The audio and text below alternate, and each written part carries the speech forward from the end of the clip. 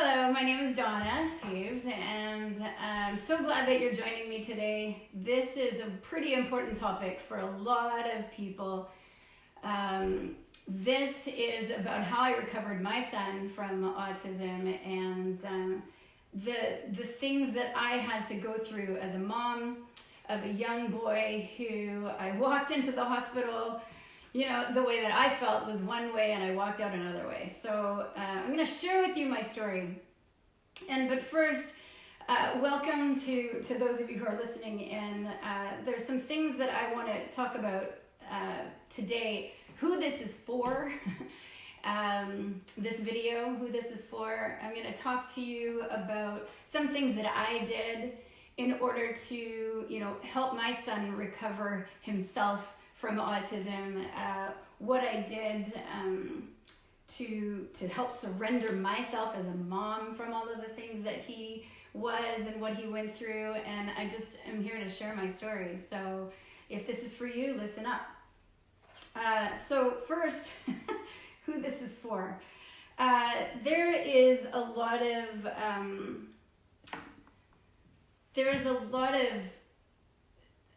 misunderstanding with autism. So let me share with you what autism is from the diagnostic manual, the DSM-5. So for the psychiatrists, the psychologists, what they use to diagnose autism. And I could go through there's a whole list of things that you could look through that defines what autism spectrum disorder is. So I've got 2 pages full of the things that they use to diagnose and what they use to diagnose my son. So I'll just name off a few of them. Deficits in social, emotional, or reciprocity, ranging, for example, from abnormal social approach and failure of normal back and forth conversation, to reduced sharing of interests, emotions, or affect, to failure to initiate or respond to social interactions, deficits in nonverbal communicative behaviors used for social interaction, deficits in developing, maintaining, and understanding relationships. We can go and talk about some of the stereotypes or repetitive movements, motor movements, use of objects, speech, insistence on sameness, inflexible adherence to routines, ritualized patterns, or verbal or nonverbal behavior, hyper or hyporeactivity to sensory input, and the list goes on.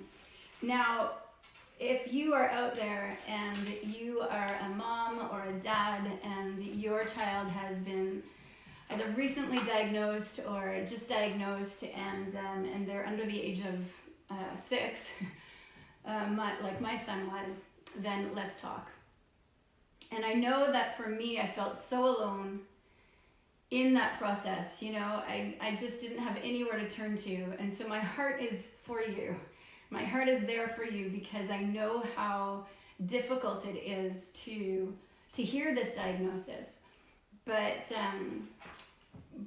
now there's so many resources out there for you, and there's so many things that you can utilize in order to gain support and strength for you and your family. Let me share my story with you.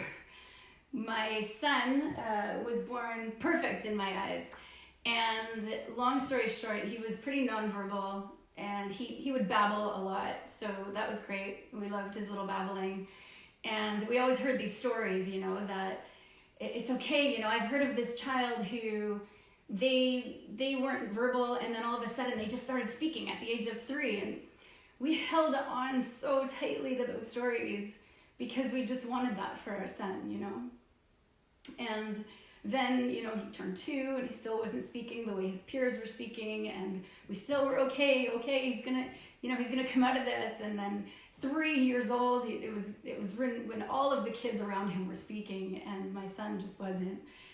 And so we ended up bringing him to speech therapy, and it did nothing for him, It just did nothing, and he was not progressing. In fact, he was getting worse compared to his peer counterparts, who were just speaking in sentences all around him, and nobody could understand him. We could not even understand him. As a mom, if you have a child who has nonverbal communication, you know that we can understand. I mean, we know what they want before they even want it. But this wasn't happening for the majority of people, including his grandparents, including his own dad and siblings.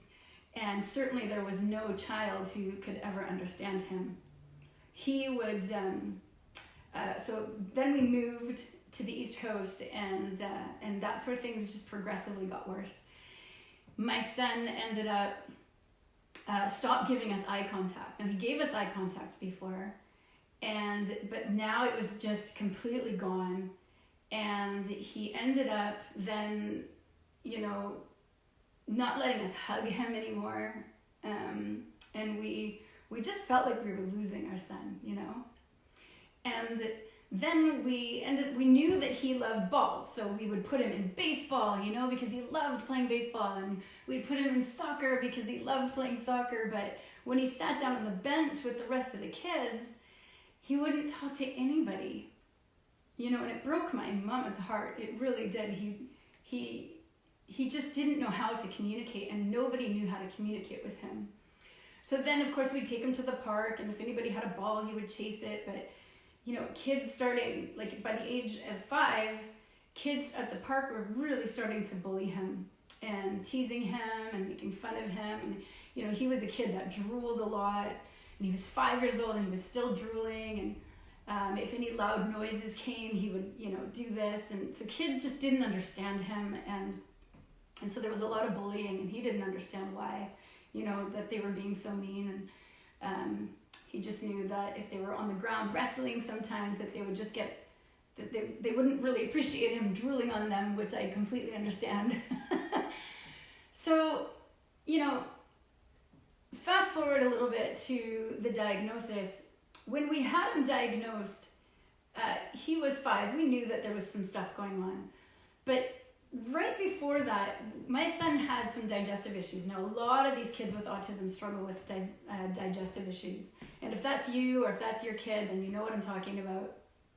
And so we had heard from my sister-in-law that she had eliminated all things bread, gluten, anything that she felt would harm her kids. She heard it from someone, I guess. And so she eliminated gluten, and we ended up saying, well, if that's going to help his gut, because we took him to doctors. In fact, we took him to 4, and they couldn't find anything wrong. They asked if he had bowel movement. They didn't ask how his bowel movements were, but they asked me if he had a bowel movement, and of course I said yes every day. And then finally, when we just felt like we needed to take it into our own hands, we took him off gluten, and not because of his autism or because of his speech or anything, just like I said, because of his digestive issues. And about 2 to 3 weeks later, we started noticing that he was looking at us differently. And we started noticing that he would have these syllables that he never had before. But again, we had thought nothing of it. We noticed, and we thought, wow, that's really interesting. We didn't associate it with gluten. But then we took him in to the hospital because after about 2 weeks, he got really constipated. It was like after getting rid of gluten, he got worse before he got better, And you'll hear this from a lot of people, a lot of families who have stories like mine. And when we brought him in, they did an enema, that didn't work. And then they did a Metamucil, I think they gave him, and that didn't work. Then we did a full-on enema. And that's when everything it was the nastiest thing. They did an x-ray on him, and he was bunged up so far up the yin-yang, like he was just like behind his rib cage, you can see in the x-ray pictures. And so again, a lot of these kids have these digestive issues. And so then once the enema came out, even more he started talking to us, differently. Syllables were coming out that were different, and his eye contact started changing. Then it was around that time, within about 3 weeks, that we had this autism appointment, and we brought him there because he had sensory issues, he had speech issues, social issues, and we had brought him into the speech therapist actually recommended us take him there, and we were like, what? Why? Why? He's fine. He's fine. He's perfect. He's fine. Leave him. And it really scared me to hear that that was the team that we needed to go to in order to help with all of these other issues that he was having. And I was very against labeling back then. I was very against it. And I just felt like labeling my son was not, it's not, any labels isn't who he is. This is who he is. This just little guy, and yeah, he's got some issues that I want to look at, but let's not label him, So I went back from that for a long time. And then finally, when we brought him in and they told me that he had a diagnosis of autism and he was higher functioning, there's another label called PDD-NOS, and he wasn't that. That's basically, pervasive development disorder, and when they kind of don't know what category you fit them in, that's kind of where they land. There's Asperger's as well, which is part of the spectrum, but he didn't have that. A lot of people with Asperger's have speech, and he didn't have speech, so that was not my son.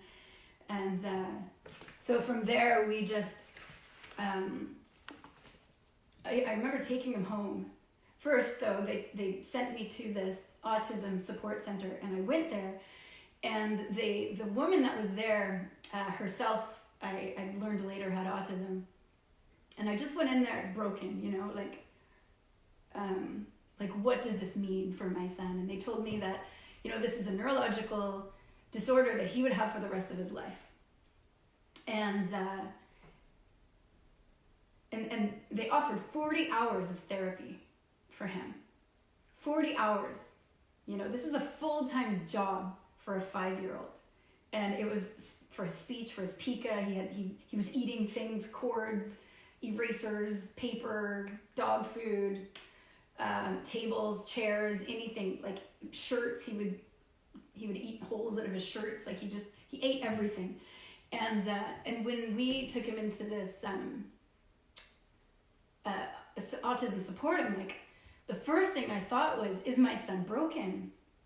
And I want you to hear this from me very clearly. Your child is not broken. They have what psychiatrists call a disorder.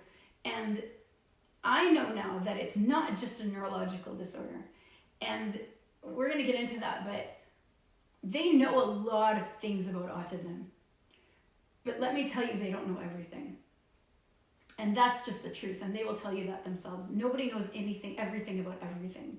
So when I walked into this, it was an autism community support. The woman looked at me and she said, your son is not broken. And, but she said, embrace his autism, embrace that for him, because this is who he is.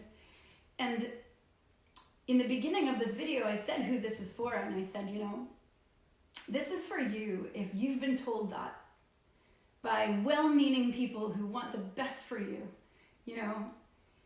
If you've been told to embrace autism, and yet there's something inside of you that says, wait a minute, I embrace my son, I embrace who he is, but what he has and who he is a very different thing, And it's like anybody else, what you do and who you are different things. What you have in your space and who you are is different things. And the DSM-5 is very clear on this, that this is, something that they believe is a neurological disorder. I disagree with that, but that's, we all have our agreements and disagreements, but what we can agree on is who your child is beautiful. And there is a gift that autism, my son being diagnosed with autism, has brought to our family's life. It's a huge gift, and we are so grateful for it. Who this is for those of you who have been told that autism is a neurological disorder that your son or daughter will have for the rest of their life, and you don't want to end at that story. If you feel like there's more to this story, then this video is for you. And I'm so grateful that you're here. And, one of the things that a lot of people have said to me in my journey is, Donnie, thank you, because you've given me hope. And now hope, this word is a really, it's a beautiful word, and, a lot of people will give up without it in so many different areas of our life.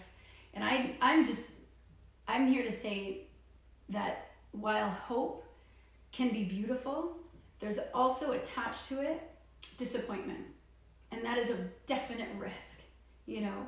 And also, autism is a spectrum. Nobody lands on the spectrum the exact same way as the next person. You look at two autistic children with autism in the same room. One will look completely different than the other. They may have some similarities for sure in some of their behaviors, but they're not the same kid. They're not the same child on the spectrum. So, and it's the same thing with humanity. There's no ideal here. You know, there's no ideal from, oh, here you start and here you're going to end. You know, we have to do away with that, because there's no place to land here except for this present moment. And this present moment is where you can come to learn of stories like mine, stories out there of others who have actually recovered their child from autism. Now I just want to talk about this word recovery. In the American Psychiatric Association, they have different words, and I'm not here to talk about curing your child.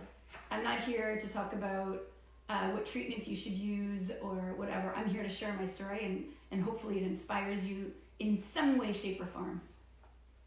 So there's a differentiation between remission in mental health and recovery. Remission is a level of symptomology that does not interfere with an individual's behavior and is also below that required for a diagnosis of mental disorder. So this is once they've been diagnosed, okay? Symptom improvements last a minimum of 6 months in order for them to be what they call remission. Recovery, what they call recovery, is in addition to the symptom improvements required for remission, improvements in social and functional dimensions are required.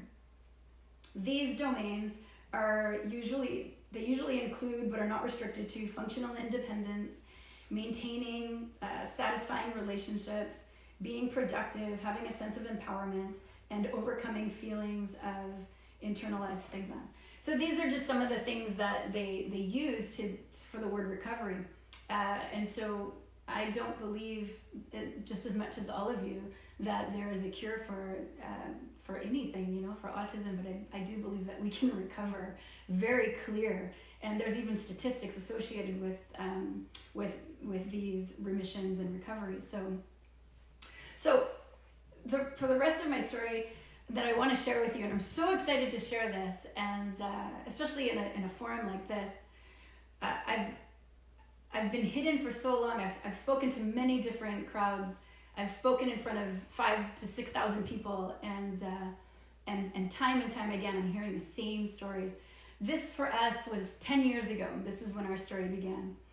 And so when I left that autism support center, I went home, and the first thing that I researched was gluten and autism, because I'm like, okay, wait a minute. I'm starting to put all of these pieces together, and yeah, you're telling me this, but why gluten? Why did gluten, getting rid of that, help him?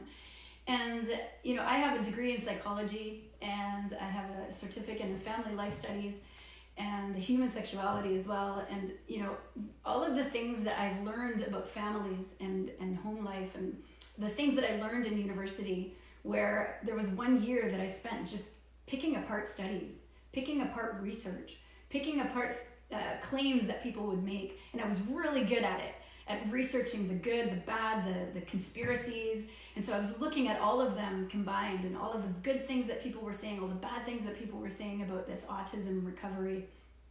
And I just, you know, because I stumbled upon it, I thought, wait a minute, this is no coincidence.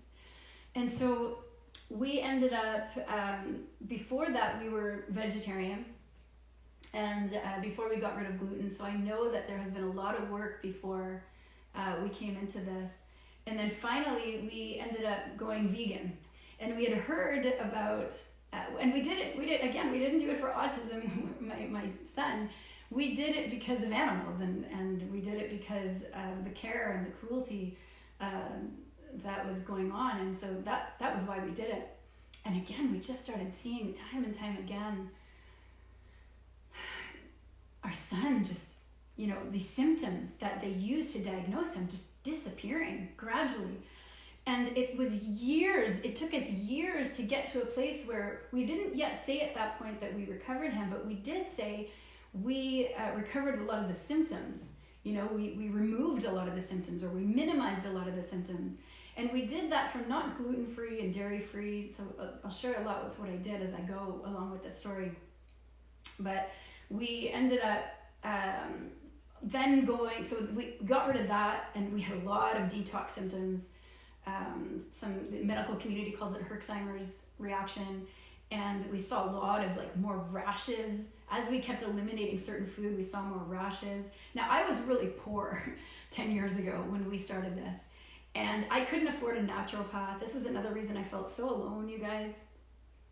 And I just felt like like I couldn't hire anybody to help me. I heard of a lot of people doing all of these things like chelation, IgG panels, and IgG panel is, you know, the IgE panel is where you scratch your arm or you scratch your back. They do these back scratches to test for allergies. And the initial allergies like hives and reactions like that, anaphylactic shock, is an it's an immune response that is first, but an IgG response comes later, and so you don't always know what it is in your life or your child's life that's causing some of these reactions. And so we didn't know about how to get that with our income at the time. So all we could do at the time was just eliminate certain foods because we knew that there was something wrong with his gut. And so we started removing these foods, and I'm not a doctor. I'm not here to say that I'm a doctor. And I didn't have a lab in my backyard to say exactly why my son recovered the way he did. But what I will say is that I know that removing a lot of these foods is allowing the body to heal itself, you know? And it gives the body permission to just let go. And we do, some people are eating all day long and they're snacking and they're eating all of these foods, and then their digestive system doesn't ever rest, you know? And so that is, for those people who have digestive problems, that is an ongoing, continued problem. And so when we remove some of these, excuse me, when we remove some of these foods from our kids, it gives their intestines time to rest and time to heal itself. And so that's what happened for my kid. His intestines were just healing itself. And as it healed itself, some of the bacteria that may have been in there, or the parasites that may have been in there, the Herxheimer's reaction is a lot of, we see this in die-off or in basically in heavy metal chelation, which again we didn't do, but some people do. There's a die-off reaction, they call it. And it's just this reaction, you can get rashes, your behavior can get worse. And we saw that in my son. And we didn't know, there was a lot of times that we were scared. And what a lot of us moms feel like is, if I go down this path and it works for my son, then you're a warrior, you're a hero, you did amazing things for your son. But if you go down this path and it doesn't work, then are you a disappointment? Are you a monster? Are your kids going to be taken away from you, because you don't give them the therapy that is out there for them? And that's something we have to grapple with as parents. And I believe that the therapy that's out there in the medical community is amazing. They are offering that support. For me, I wanted to get deeper. I wanted to dig deeper. I wanted to get to the root cause of what was going on with his gut. Because I saw that when we healed his gut, things started happening in his brain, and it changed the symptoms that diagnosed him in the first place. So from there, we noticed that, he got better, but then he kind of stopped getting better. It was just kind of like this, he was at this peak, of where he could go. And so from there, we went and we heard about other diets. The first one was, the book I read was called The Specific Carbohydrate Diet. And there was this place called the pecanbread.com that I went to. And I just started hearing, all of these great things, great intentions that people were doing. And some of them I didn't get, some of them I did. And I took what I felt in my gut. I didn't just listen to anybody out there tell me what to do with my son. I did what I felt was right for him, because I know him more than anybody else. I know him. And so then I couldn't afford any of the other things. Glutathione was another one that was recommended, and I couldn't afford that. So I just kept going with diet at the time. And then we did omega-3s for his brain, because everybody needs that. It doesn't matter what diagnosis you have or what diagnosis you don't have. Everybody needs omega-3, not omega-6. We've got enough of that in our North American diet, but omega-3 is big. And probiotics. We gave him probiotics, a lot of it. And we'd give him different ones, not the same all the times, because we wanted to just branch out, because the gut has trillions, you know. And we're sitting here giving him billions, and it's just scratching the surface of what's possible for these kids. So from there, we did the specific carbohydrate diet. And then, if that wasn't bad enough, you know, having to try and figure all of this out, we had another son. We have 3 children. Only one is on the autism spectrum. But our second born son ended up getting sick with an autoimmune disease. And, you know, it was really interesting to us that when we went from our firstborn son and removing most, if not minimizing all of his symptoms, or removing many of them, then we went into this new diet. And for us, it was the raw food diet. And it was here where I realized it's not just what you take away, it's what you also add into their diet. It's not just what you take away, it's also what you add in. And that's super important for these kids, you know. And so I ended up giving him wheatgrass and green juices. And, you know, back in the day when we were first starting out, when my kid was 5, he didn't like anything green. You know, they had diagnosed him with, why can't I think of it? Sensory integration disorder, right? So, you know, his clothes were orange because he had that, like, he needed everything orange at the time. And his clothes had to be soft all the time. And, you know, this was some of his fixations. You know, he was into dinosaurs, and dinosaurs were all he could think about and talk about from what we could understand. And, you know, I thought one day he's going to be a paleontologist, you know, and he's going to do that, or he's going to be a baseball player, or he's going to do that. But at the end of the day, you know, I felt, what was the point? What would be the point of him loving the game if he had no one to share that with? You know, what would be the point of him being a great, renowned paleontologist who did great things if he had nobody to share it with? If he couldn't even talk to anybody, if he couldn't communicate what he learned. And we have all of these amazing tools. We've seen this, you know, where these kids, I've seen someone with autism who had this computer, and they communicated brilliantly. And so there's tools for them. And I'm not saying that we don't have these great things and they can communicate. At the time, I was just like, if I can help them communicate, shouldn't I do that? You know, shouldn't we do that as parents? Like, if we can get them to a place where they don't need to rely on tools, then isn't that what we're meant to do as parents, you know? And so we ended up then giving him these foods, and it was a tough thing for him to eat anything green, let me tell you. But I didn't give up.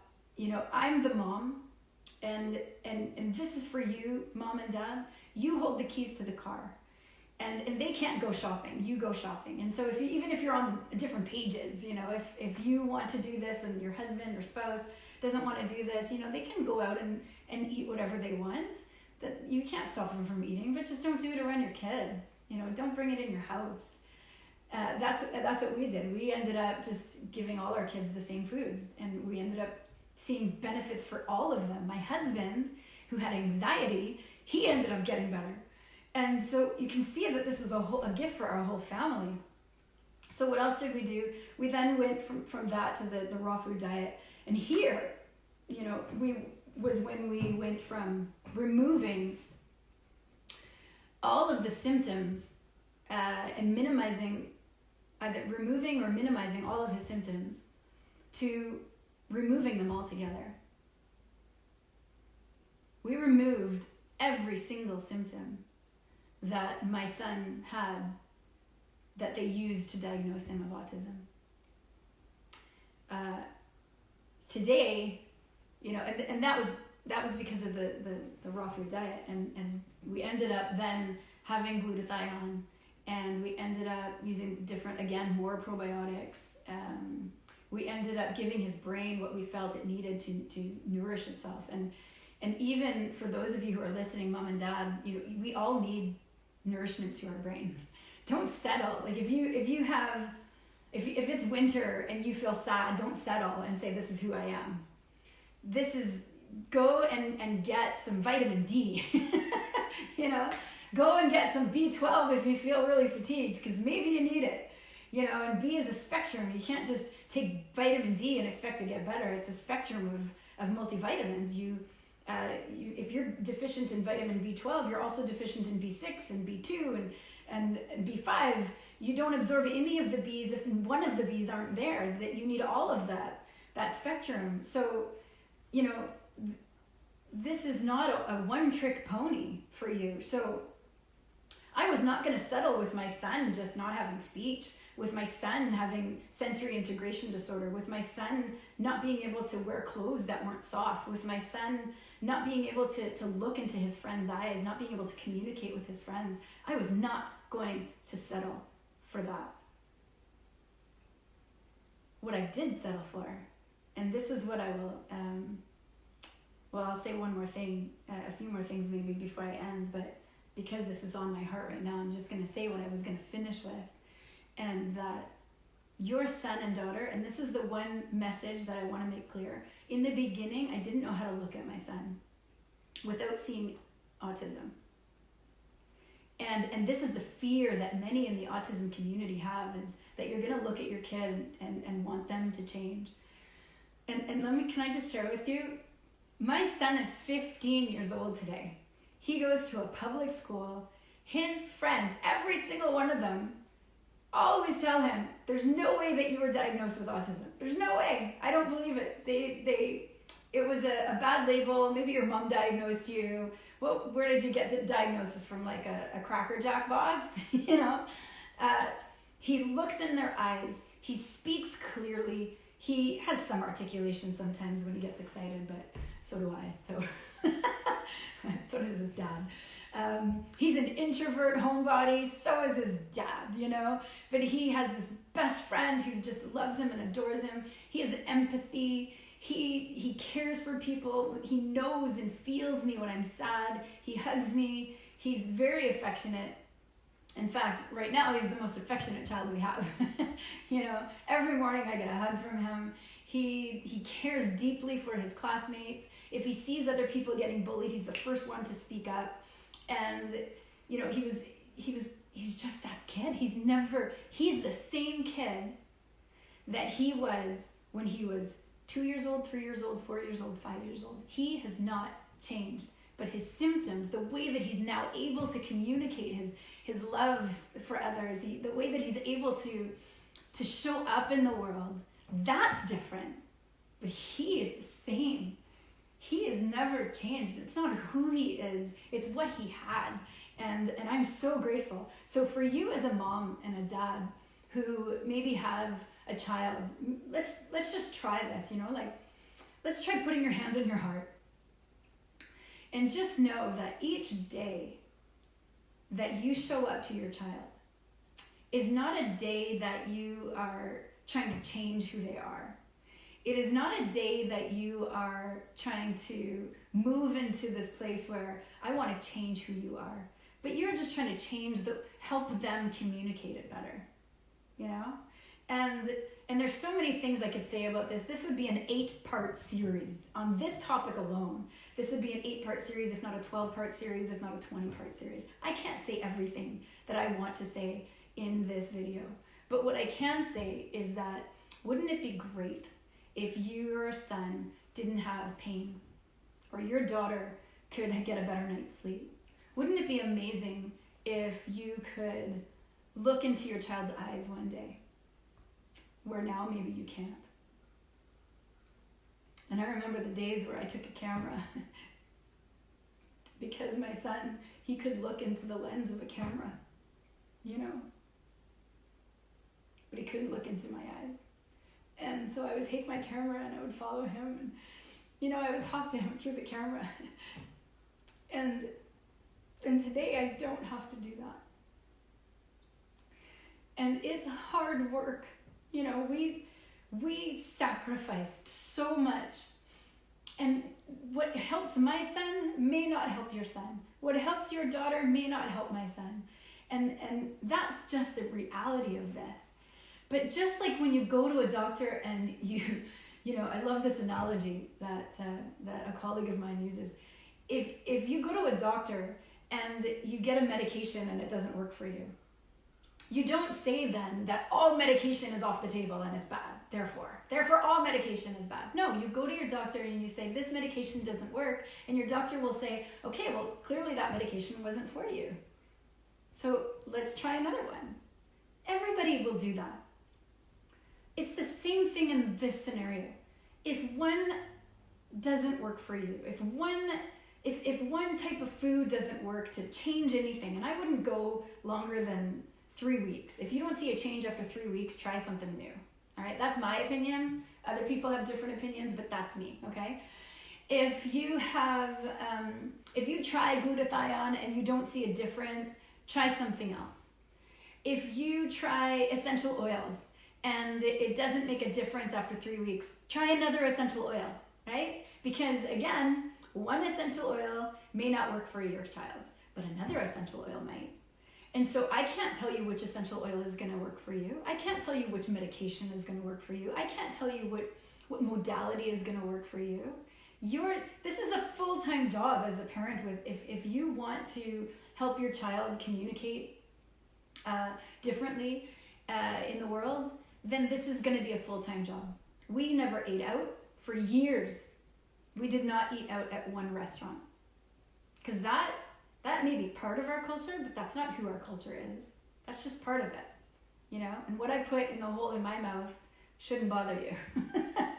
What you put in the hole what food or drink you put in the hole of your mouth doesn't bother me. You know, that's yours to do. And so we could still communicate with our friends. And, you know, when there was potluck, we just brought our food and we shared some of our food. Sometimes we couldn't because we didn't have enough, but that's what we did. And, you know, people may not understand you, but listen to me. When it comes to you and your child, they are here as a gift to you. And they chose you. And if you have a controlling nature, then you might be that parent who doesn't know how to let go and surrender at the same time. You know, and that was me 10 years ago. I didn't know how to surrender. Everything was about healing my child. And when I looked at them, I couldn't enjoy them.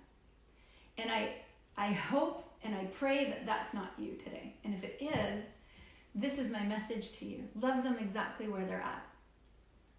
You know? Stay on this journey, and it's not stay on this journey, but it's stay on this journey and love them exactly where they are at today. Right? I absolutely love you for showing up to this message, and there's going to be lots of messages like this. I'm not going to stop. This is my message. This is my story. And I'm not here to tell you what to do. I'm here to invite you. You know, for those of you who have been shown that there has been change, that there can be hope, I invite you to be a part of this story. And again, wherever you land, all the way until, like, nobody's perfect. You know, I'm not perfect. I'm going to die imperfect. And so there's no end. That's why today, right now, this moment is where I want you to land. And the other thing that I want to share with you is that we helped our son when he was younger, and across the board, experts say that the older you get, the harder this is to remove some of these symptoms. And now it's kind of hardwired, and so we have to have two different messages for this world of autism. And what what saddens me is that people will end at autism. They will stop at, I am autism. And they won't know that, and that may very well be your story. And actually, it may be your truth, and it may be your truth for the rest of your life. But that's not your story. That's not the end of your story. That's just the beginning. That's just the beginning of your story. And I'm here to support you. And so I'm going to put a link down, and it's to just talk to me if you need support, and it's free.